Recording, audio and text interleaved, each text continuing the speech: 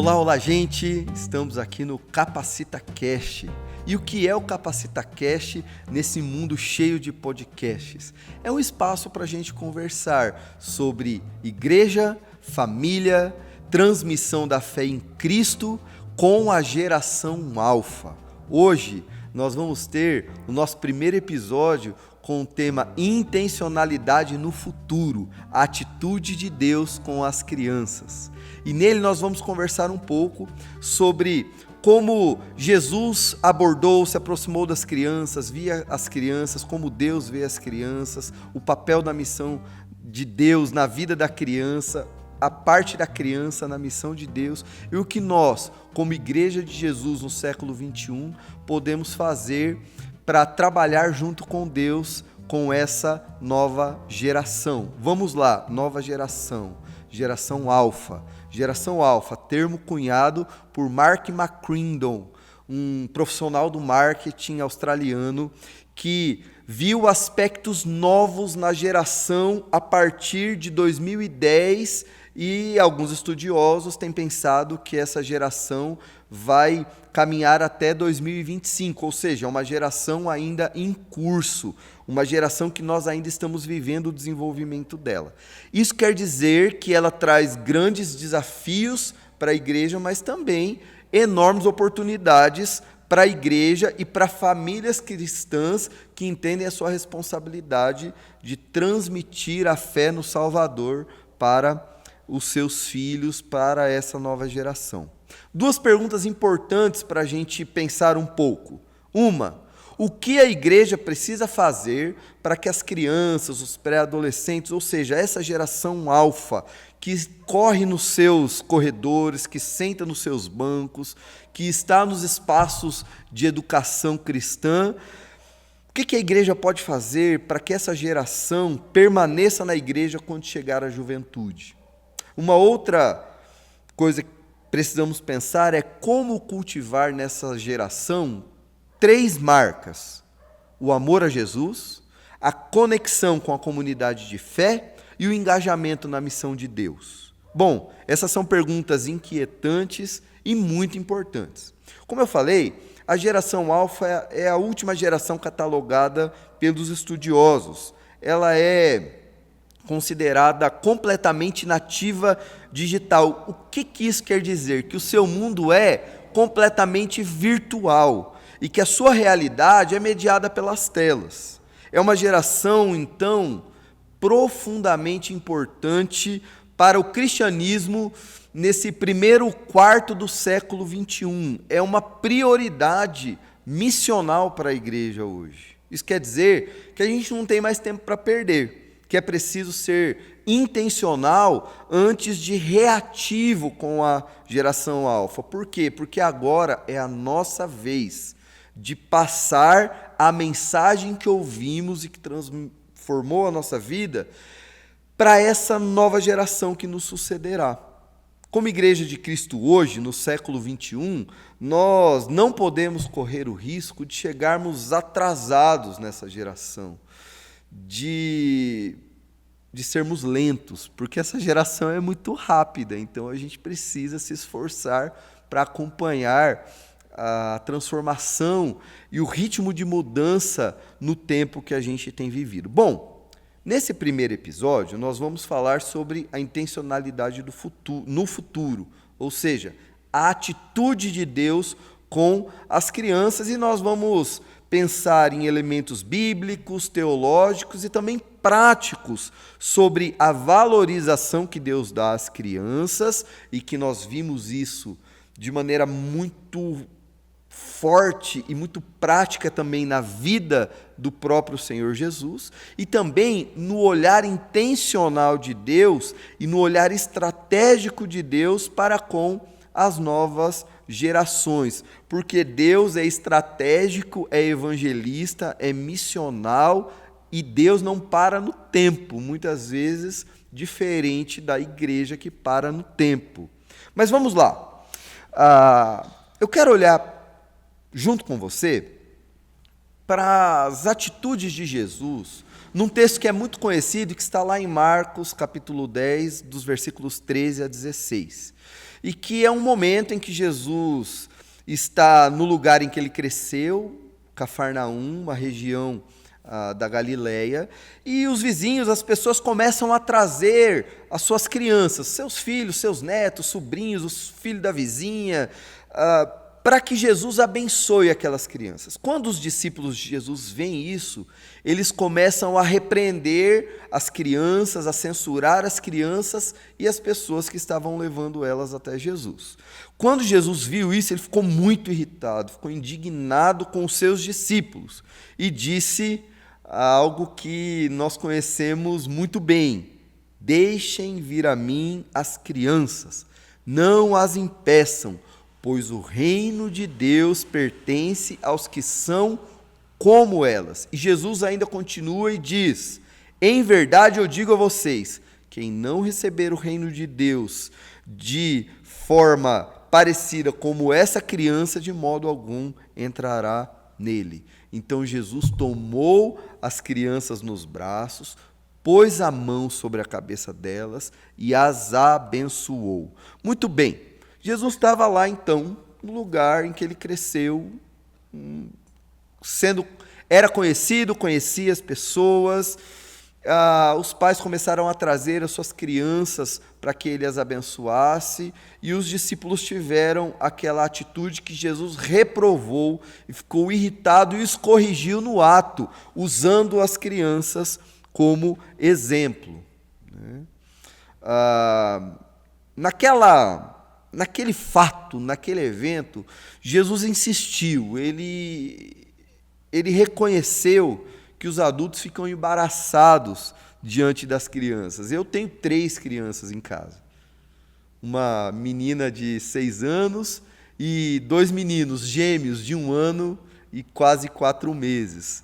E eles me embaraçam todos os dias, na maneira como eles lidam com o tempo, na maneira como eles lidam com as responsabilidades deles. A minha filha já vai para a escola, a naturalidade com que eles lidam um com o outro, a naturalidade como eles conseguem dividir as coisas, a naturalidade também como eles expressam as emoções deles, quando eles estão bravos, quando eles não querem dividir alguma coisa. Então eles são muito autênticos, muito eles são originais, cara. Eles não se prendem. E isso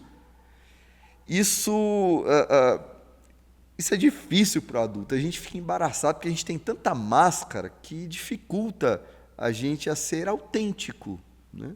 Mas as crianças não têm essa dificuldade. E Jesus, então, naquele momento, insistiu com os discípulos, porque para compreender as crianças é preciso se despir do orgulho e da ganância que são muito próprios dos adultos.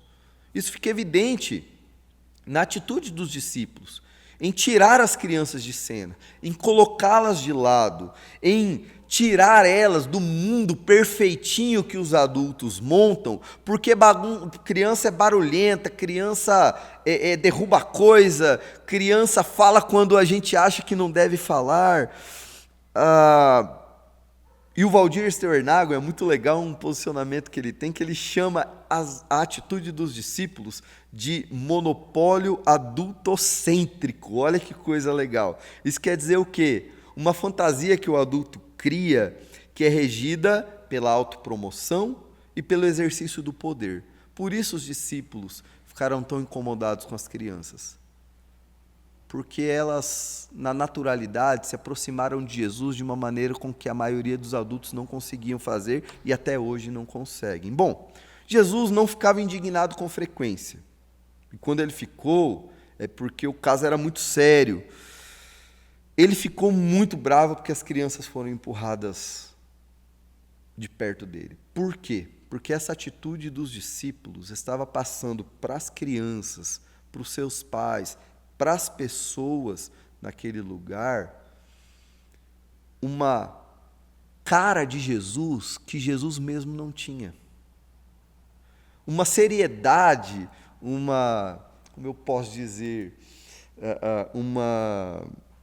um enrijecimento que Jesus não tinha. Jesus não estava preocupado com o mundo dos adultos naquela hora, ele estava preocupado com as crianças, ele queria abençoá-las.